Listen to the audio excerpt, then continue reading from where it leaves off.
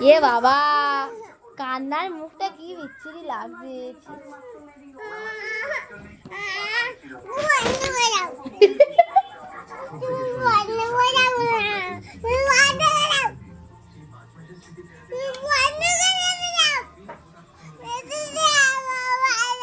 এ বাবা কেমন লাগছে, এ বাবা।